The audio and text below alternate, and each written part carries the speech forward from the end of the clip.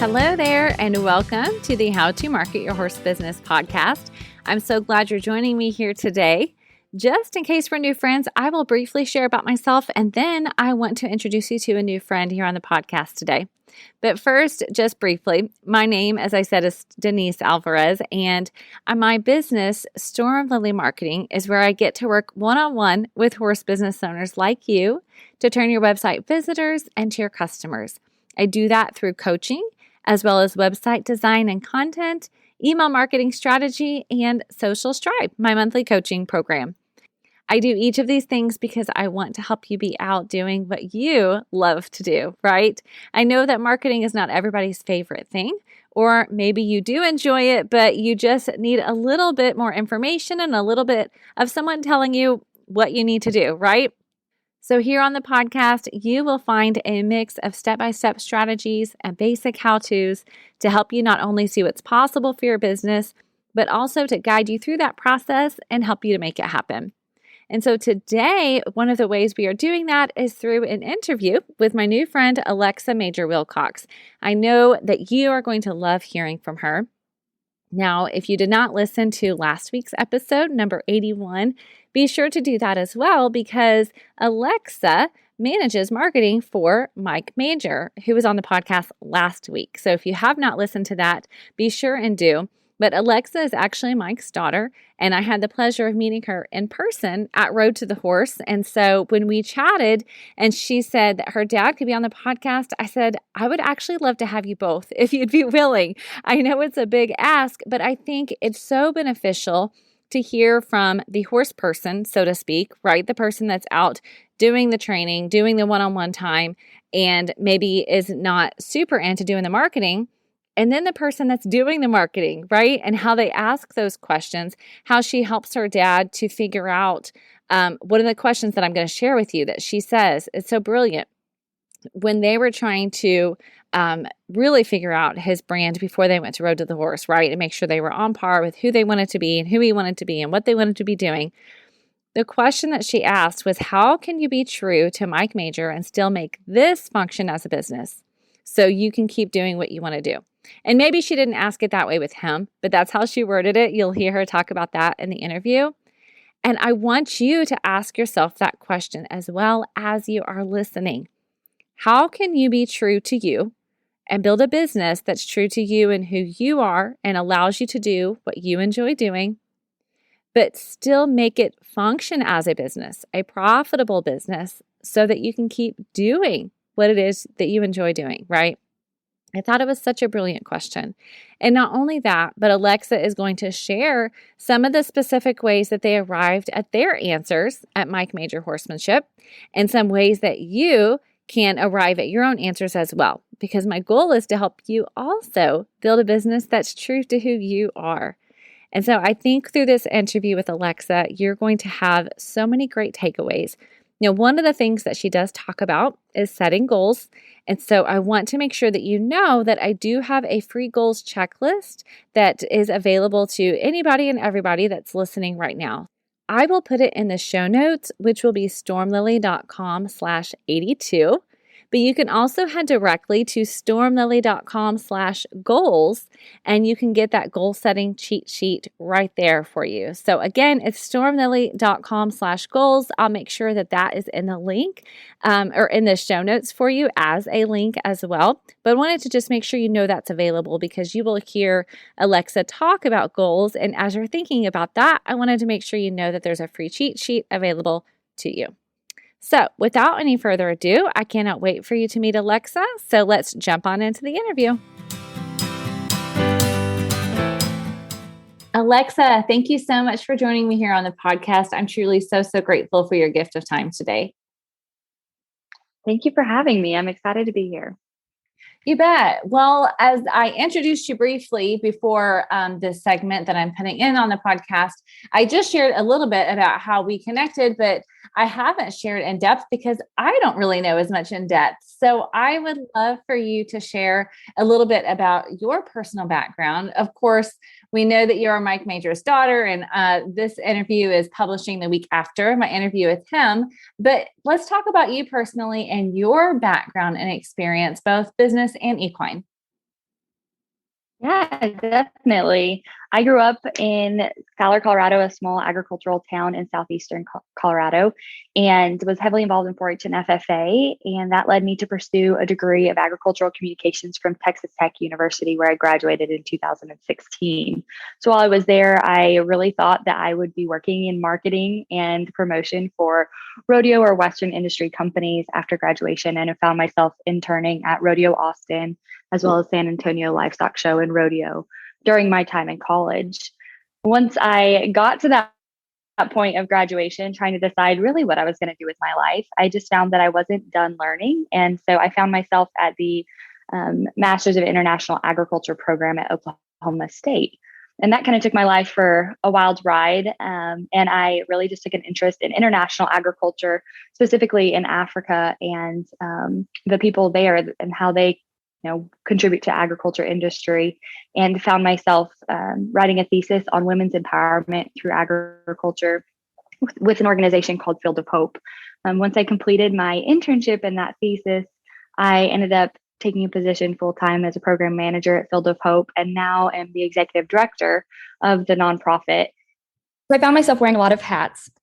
I still compete and I still ride horses almost every day. I obviously work with my dad in his horse training business, but then my husband is also a horse trainer. And so I help him with the business side, the promotional side, and then, of course, the actual showing, making sure that our horses are ready to go in the ring when we have them there. I've showed a little bit in the AQHA, but most of the time you'll find me breakaway roping at jackpots and rodeos outside of the AQHA show world. So that's a very, very brief overview of my kind of background and how I got to be where I'm at today.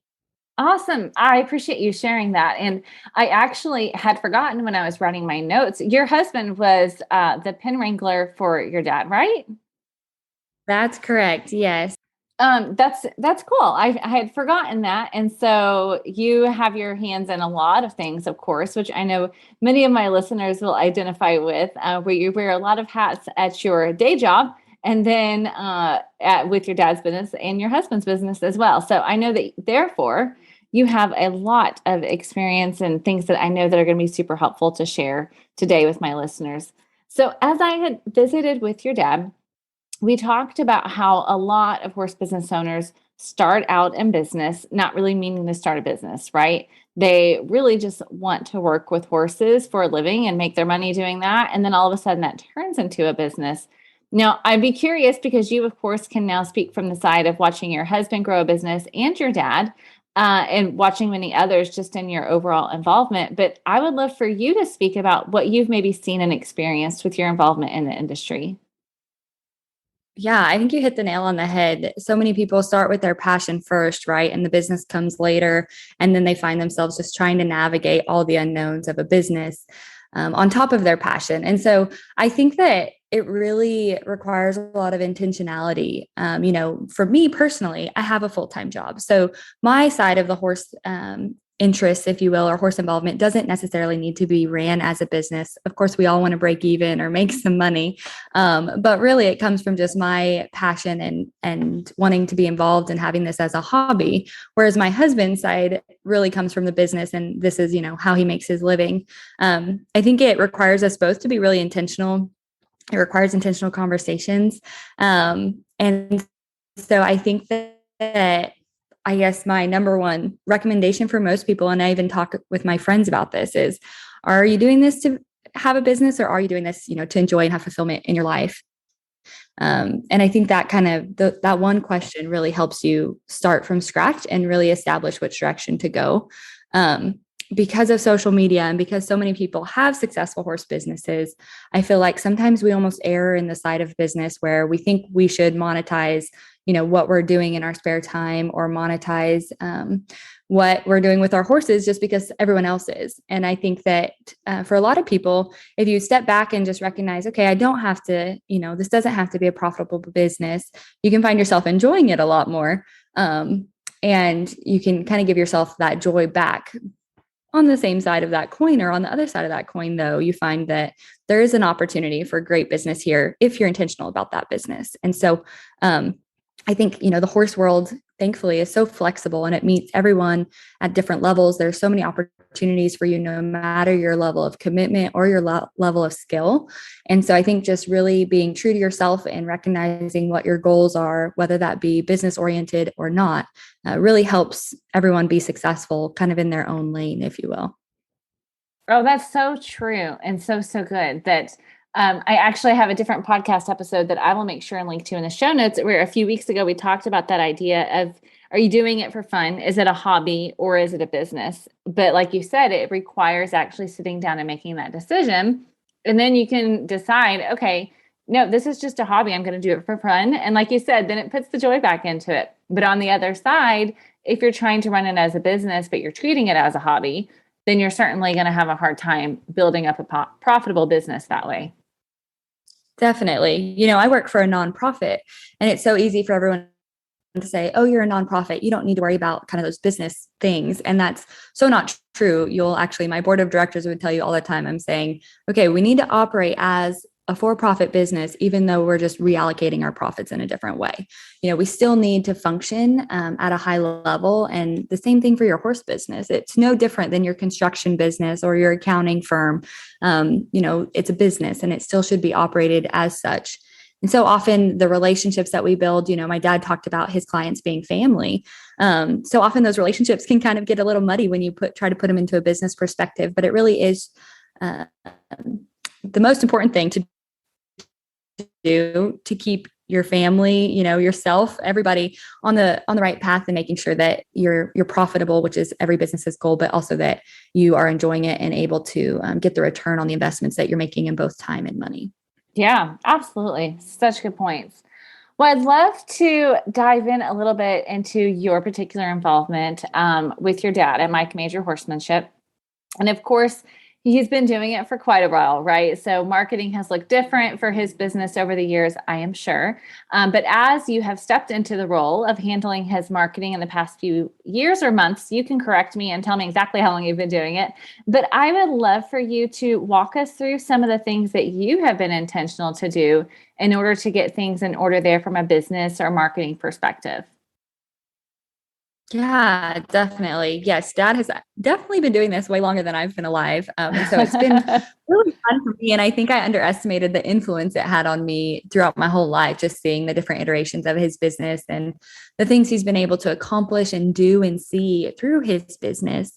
But then also has been, you know, there's obviously been so many lessons learned of what to do and what not to do as his business has grown and developed over the years. I have been working this time. I've been in and out several times, but this time I've been working with Mike Major Horsemanship just under a year. And so when he accepted the invitation to go to Road to the Horse, I think it was a good just wake up call, if you will, or just a good point for us to reevaluate what the business model looked like at the time and try to help Dad just be clear on what he wanted it to look like moving forward. Because Road to the Horse is such an opportunity, whether or not you win, such an opportunity to gain a platform and a new following and, you know, new people as part of the family. We wanted to make sure that we utilized that opportunity and made it something that we were prepared for, but then something that could sustain Dad and his business in the future. And so that was really kind of where I stepped in, and where we started was figuring out, you know, our business goals, if you will, kind of like I was talking about before, being intentional about what are we, what aren't we. Dad, you know, sitting down with him and saying, what do you want to do? What do you want to offer as far as services go? And what aren't you interested in? And so kind of just business development more than anything, sitting down and establishing our objectives and then just building that out. I think we've had a lot of help, thankfully, in terms of social media and kind of our web design and photography. I dabble in all of those things, but I can't say that I'm an expert in any of them. So we really reached out to some of our network and found those people that are more so experts. And then just shared with him kind of those business objectives that we did have. And one of the first things I did from a communications background was, here's our brand guide. These are the colors. This is the voice we're using. This is our logo. This is the official, you know, JPEG of the brand. And just those simple things to create that consistency, to start building that brand recognition were so important, I think, because over the years, you know, the business hadn't been maintained maintained, because it's so easy to let those things fall to the wayside when you're showing and you're winning world championships. It's really hard to, maintain, oh, do I care what my logo colors are? Or right. do I have to put that on the cap? That's just definitely not something that my dad thinks about every day. And so just trying to reestablish like what the brand was, and what services we were offering was kind of where we started. And then from there, it was, identifying the audience. What do people want, as in relation to what we're offering, and how can we help them understand what we're selling? And so that's where it gets a little muddy, for me. And I think for a lot of people in the horse business it is personal, no matter what. My dad, his passion with horses is personal to him, and his gift with horses is personal to him. And the relationships he's building through this horse industry or through the horse business are still personal to him. So sometimes it can be hard to quote unquote sell that, right? That personality or that gift. It's hard to justify monetizing it. So you have to kind of find a balance there. And that was something that we talked about a lot last summer was, okay, how do we be true to Mike Major, but still make this function as a business and make sure that there's profits coming in so he can continue to do this? And so, I think that's important. I think it's important to have those kind of conversations, and then just be really intentional about building that out. And all of that to say, I think there's more coming from the Mike Major Horsemanship family. We have a lot of great ideas that we're excited to kind of launch maybe later this summer. And so that's another thing. Your business has to always be evolving. And so that's what we've been trying to help Dad out with. We no longer technically offer horses to the public through the mainstream media as we may have before. We're not selling them on Facebook. We're not selling them on the website because that just wasn't manageable for us. And that wasn't something that we found putting a lot of effort in. So that was just a way we were intentional about kind of scaling back the business to do what we were doing really well, rather than trying to do a lot of things just okay. Okay, that's super interesting. Just that part, because your dad's passion obviously is the bloodline and the breeding. Like in our conversation with him, he mentioned that multiple times. So I would if you could share a little bit more about what did coming to that conclusion look like. So you're saying you will still sell them, but not to the public. So maybe just to clients or people you already have a relationship with, just kind of trying to streamline things, or what did that look like for you all? Yeah, and I'm not sure that we have like a clear-cut answer, because if you called my dad today and asked if we had something for sale, he definitely would tell you about some of the 2-year-olds sitting out in the pasture. But over the last, 5 years, I would say Dad really has cut back as far as breeding goes. He's focused more on outside show horses, and showing takes up so much time. He's cutting back from that now too. But at the time, breeding it's a long game. It's not a short-term game. You're not just breeding things and selling them as soon as it comes out. You wait a year, and then you have a 2 to 3 year investment in that one horse, as far as training goes and feed and care. And if, we all know how horses are. I just got back from the vet not even 30 minutes ago. Something pop up. And so that's just a long-term investment. And to see that return, it's just a little bit more risky. And so Dad is still breeding. He is still producing horses of his own. He's still training them, but where he has found it to be most profitable and to get the highest return on his investment of time more than anything is the outside horse training and the clinics. And so kind of, I don't want to say separating those two, but almost in an internal way, bringing those two separately and having the horsemanship side, which truly is the knowledge and skill and educating others and horses. And then having the breeding being kind of going back to what I was saying about having the hobbies versus the businesses, having that breeding being something more personal that Dad can manage on his own, where we're not trying to constantly, hey, Dad, we're behind on this 3-year-old. We need you to put another 60 days on it before we can market it. That's something that he can take and have that be personal. If someone comes and is willing to purchase a horse that maybe isn't at the training level that the others are, then that's their own prerogative, but it's not necessarily tied to the business where there's this added pressure of getting those horses turned around, getting the photos up, handling those things on a virtual environment. The thing about social media and the website is it's beauty. It's a beautiful thing that you can reach so many people so fast and so quickly, but it is also an easy way for things to, just become unmanageable, because when you put a horse on Facebook for sale, or, you promote one on sale, you'll have 500 people comment and call on them, but you may only have 5 people who are really interested in purchasing the horse. And so we just had to get kind of real about what our time capacity was, and then dive into where we really wanted to put that time, or, spend that capacity of time. And so we are still selling horses. My dad would not be happy for me saying we aren't, but the number of horses that we're selling annually has definitely decreased. And we're just trying to be a lot more intentional, making sure that the horses we are producing are those that we're happy to have the Stick Horse brand on, and that Dad has spent some intentional time with, and, kind of do that more on a private sale basis rather than posting on Facebook or the website and just letting people come as they will. Yeah. Oh my goodness. Alexa, the only thing I can think is, if you didn't already have a job, I guarantee you people listening to this would be like, I need an Alexa on my team. Because you're obviously asking such great questions to guide what that business should look like for moving forward, in just such a way, like you said, for so many people, when they're out showing, when they're out doing the thing that they love to do and why they got into business in the first place, they're not sitting there thinking, okay, what do I want my business to look like in 2 years from now? Right? What do I want it to look like from 5 years from now? But I had Barbara Schulte on the podcast, maybe in March. And one of the things that she said she started doing online programs because she said, at some point, horse trainers have to retire. She's like, you can't trade the time for the money all the time. And so I'm sure that, I'm not saying your dad mentioned anything about retiring in our conversation. I'm not suggesting he is. However, I'm sure that you guys are having that conversation about, okay, long term, what do we want this to look like so that you can still do what you love to do in 5 years or whatever the case may be. And just having that long-term picture. Not everybody has that, and not everybody has somebody in their corner that's willing to ask those hard questions and really, truly probably make people uncomfortable, right? Like, I'm sure this wasn't like a super fun conversation for you guys. I guarantee there were some uncomfortable moments because you're having to push somebody outside of their comfort zone a little bit. But on the other side of that, man, the clarity that you have from asking those questions and being able to know how to move forward, there's so much freedom in that clarity, right? Oh, definitely. I mean, you said so much right there.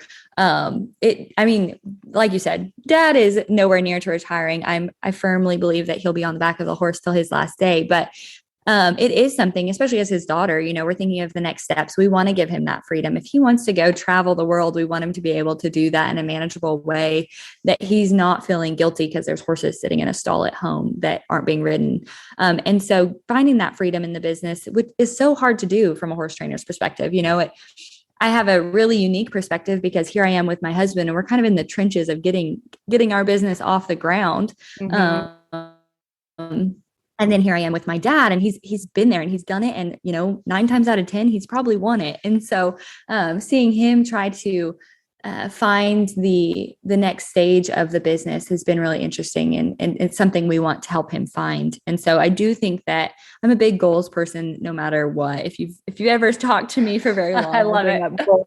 How important they are. But I think like that transfers to your business, and it's so important to know what your objectives are. And it's so important to be thinking the 5 years ahead, and that ties back into my day job too. We're a agricultural development organization, and we work in sustainable development. So we're always thinking of the long game. We're always thinking of not even 5 or 10 years from now, but 25 years from now, how are the people that we're working with going to be better for the work that we're doing? And what pitfalls might there be that we're missing right now that we're not seeing that could come up, and how are we going to address those? And in the horse business, you have to do that too. We all know that the horse business, falls with the economic state of the country. And so even right now with fuel being astronomical, we have to be thinking ahead as horse business owners. How are we going to navigate when that happens? And how are we being fair to ourselves and to our clients if you're training or working with the public in times like this, where we all can still obtain those objectives or obtain those goals that we have for these individual horses or for these programs, but still everyone, be making enough money to put food on the table at the end of the day. It is important. And it's just, I think, intentionality, if I have any word for you today, it's to be intentional. In that planning phase and asking the hard questions, because they are hard and they are uncomfortable. And And like I said, so many of us, we have a passion for horses. Well, there's so many options when it comes to a horse of what you can do with your life, or your business as far as the horse goes. And I think sometimes we want to do it all, but at the end of the day, it goes kind of back. I think my dad even said that on his podcast. We need to do those things. It's quality over quantity. We need to do the things that we're doing really well, and then build out from there. If you need to, and sometimes you don't need to, and you have those two things that you do really well, and you just continue on with those. So it just comes with a lot of planning and intentionality and objective and goal setting, really. Yeah, I love that. Which, like you said, a lot of horse business owners initially are like, I'm with you. I'm like, goals. Yes, let's talk about that. And some people are like, oh, and some people, honestly, a lot of my clients are like, I do know I need to talk about that. I just need somebody to ask me those questions. Right. So that's where having that coach and having somebody that can kind of walk you through that process. A lot of my listeners are not necessarily saying I hate goals. They're just saying like, I don't even know where to start. I don't know what goals are reasonable, or, what area do I focus in, and all those things. So that's why having that outside person, just like your dad said, having somebody that's outside of it that can ask those questions, that's enthusiastic about what you're doing and can help push you and push the envelope a little bit, is just so valuable. Definitely. And, we all want to put the cart before the horse. I think when we all sit back and think about what our goals are, we see that, championship buckle or the championship globe, before we think about how to get there. And so start with the big ones and then go back and really set those small ones. And have a conversation. I know my dad would love to talk to anybody about horse business. You might have to ask him a few more questions and to really get those answers. But there's so many out there willing to share their knowledge. And sometimes it will be someone you don't expect either, but definitely finding that community and working with someone to ask those questions is important. Yeah, absolutely. Okay. The other thing that I noted that you said that I think that a lot of people probably identify with is that idea of the passion being personal to you, right? So you said that your dad's passion with horses is personal to him. And I bet your husband would say the same thing.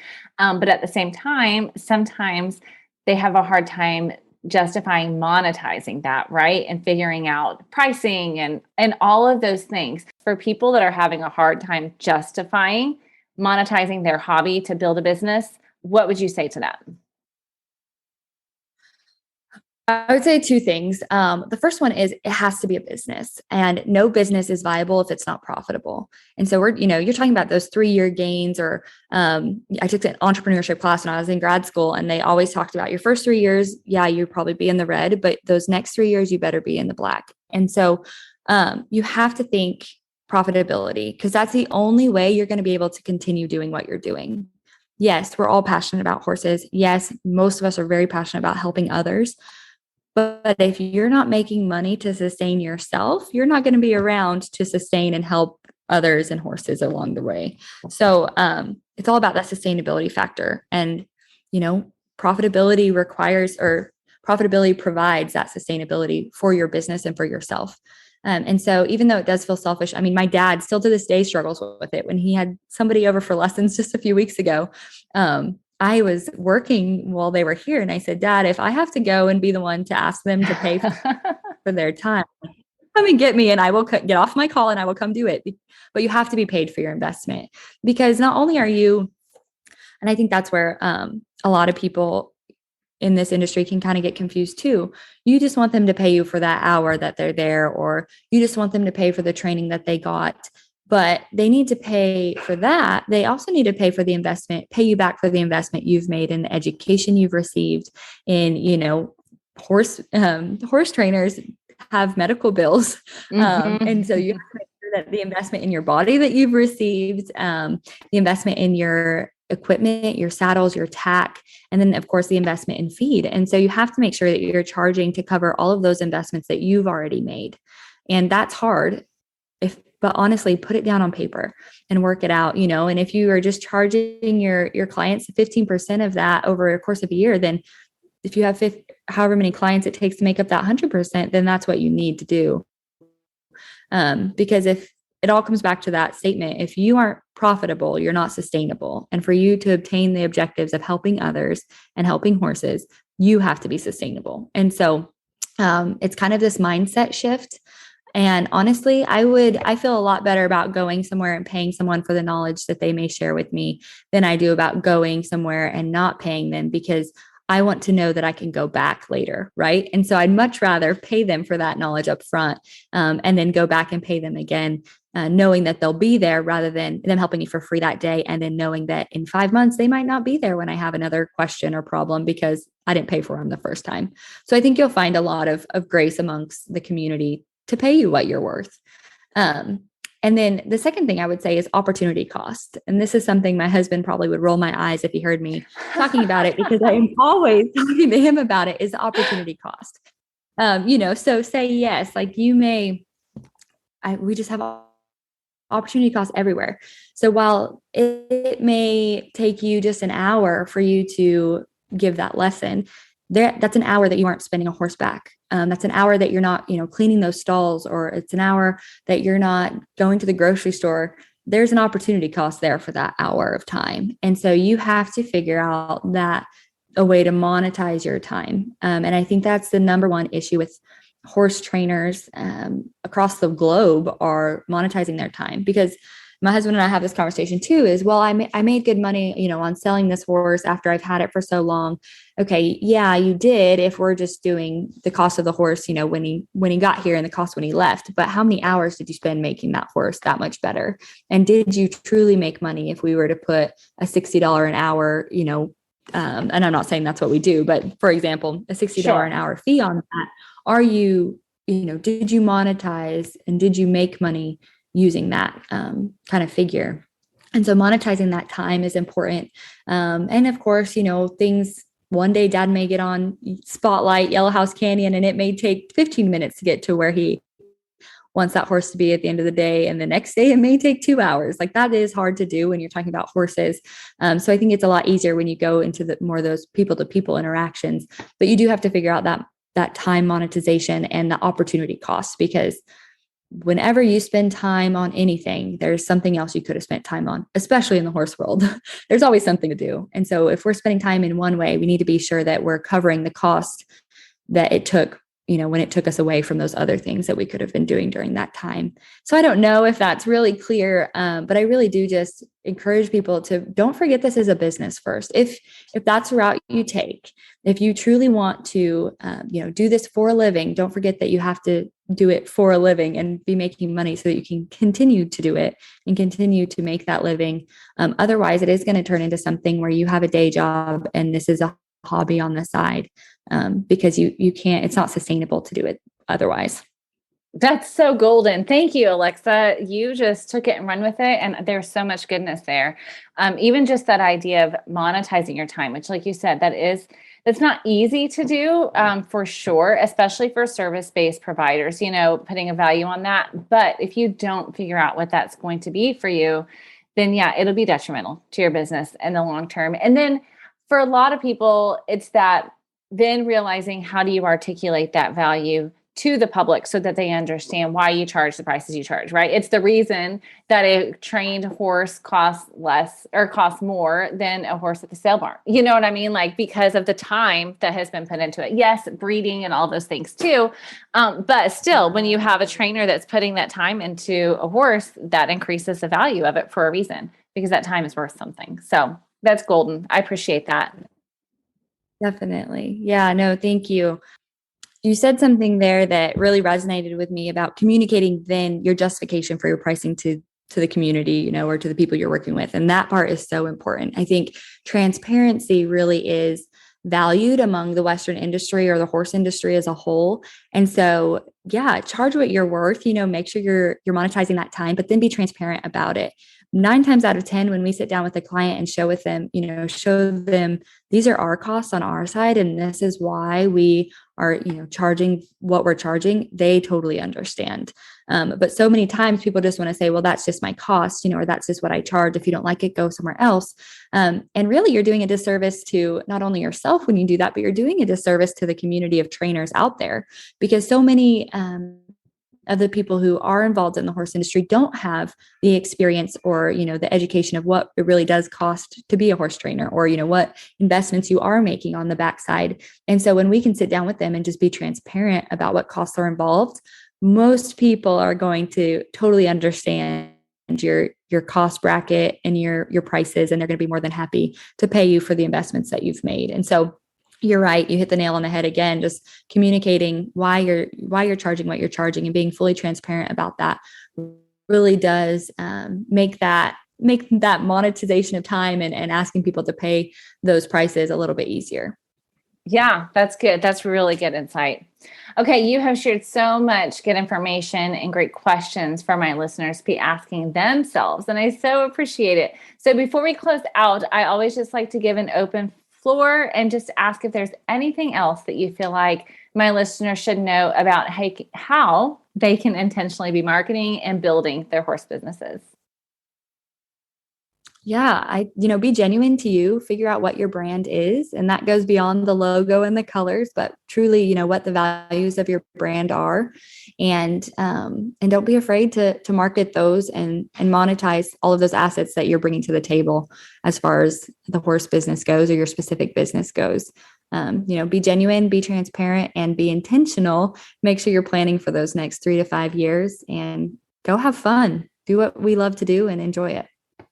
Oh, that's good. Yeah, exactly. Because you're getting to do something that's so amazing, and getting to work with horses is such a blessing. So that's great. Yes. Go out and enjoy it. All right. Well, I will have an outline of this conversation in the show notes. It'll be episode 82. So everyone listening, you can go to stormlily.com/82. Yeah, definitely. So you can find more information about Dad's business. MikeMajorHorsemanship.com is our website. We do have clinic information up there as well as Dad's bio. And we will have hopefully soon our merchandise listed online. You can also find him at Mike Major Horsemanship on Facebook and on Instagram. I think it's MikeMajor.horsemanship on Instagram. If anyone has any questions or wants to have any further conversations, I love to do this on this side. So just let me know if you guys have any questions. And I will, Denise, if you don't mind, just share a little bit more about my organization. If you guys are interested. Love that. Yeah, please do. Yeah. If you're interested in learning about what we're doing in Africa as far as agricultural development goes, the organization is called Field of Hope, and you can find out more information at fieldofhope.org. But I really appreciate the time, and thanks for letting me share all that good information, Denise. Yes, thank you for sharing so openly. I know this is going to be such valuable and helpful information, so thank you. All right, friends, what did I tell you? Do you not love Alexa and just the Major family? I'm just so grateful for them joining me on the podcast and sharing their insights. And I hope that you found this episode, as well as my interview with Mike, so helpful. I really appreciate that Alexa brings such a unique perspective, because she does have a background of running a nonprofit and being in marketing and communications, but she also has a background of seeing her dad do what he does for so long and to build a brand that now is allowing him to have some different freedom, but then to also see how her husband is building that brand from the ground up. So I think that no matter where you are on your journey in your business, that you can probably take something super valuable away from what Alexa shared here today. So again, I would be so grateful. Would you share your takeaways? Let me know what is most helpful to you. Let Alexa know that it has been so good to have her on the podcast, and let Mike know as well. Go find them on social, go find them on Facebook and Instagram, or send me an email, and I will make sure that they know how much they're being here and sharing their knowledge, their wisdom, and their insight has been a help to you.